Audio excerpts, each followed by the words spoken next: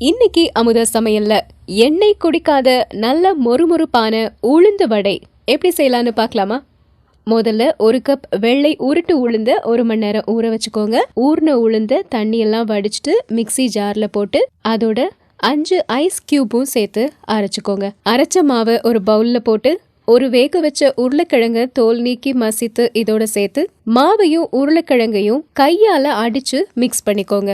நறுக்கிய ஒரு பெரிய வெங்காயம், 2 பச்சை மிளகாய், நறுக்கிய இஞ்சி, கருவேப்பிலை, மல்லி இலை, கொஞ்சம் ஜீரகம், மிளகு, உப்பு, 1 டீஸ்பூன் அரிசி மாவு எல்லாம் சேர்த்து பிசைஞ்சு மறுபடியும் கையால நல்லா அடிச்சு பிசைஞ்சு வச்சுக்கோங்க. பொரிக்கிறதுக்கு தேவையான எண்ணெய் ஊத்தி எண்ணெய் சூடான உடனே முதல்ல கையை தண்ணியில நனைச்சிட்டு கொஞ்சம் மாவெடுத்து உருண்டையாக்கி பெரு விரலால ஒரு ஹோல் போட்டு எண்ணெயில போட்டுருங்க.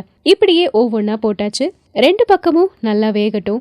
வெந்ததுக்கு அப்புறம் எடுத்து பார்த்தா நம்மோட உளுந்த வடை, மெது வடை தயாராகிருச்சு. குழந்தைங்கள்ல இருந்து பெரியவங்க வரைக்கும் விரும்பி சாப்பிடக்கூடியதும் நம் தென்னிந்திய உணவு வகைகளில் தவிர்க்க முடியாததும் இந்த உளுந்த வடை தான். எண்ணெய் குடிக்காத மொறுமொறுப்பான உளுந்த வடைய உங்க வீட்லயும் செஞ்சு சாப்பிட்டு பாருங்க. சூடான வடைய தேங்காய் சட்னியோட சேர்த்து சாப்பிடும்போது இன்னும் சுவையா இருக்கும். இந்த மாதிரி அழகான சுவையான எளிமையான சமையலுக்கு அமுதா சமையலை மறக்காம சப்ஸ்கிரைப் பண்ணிக்கோங்க.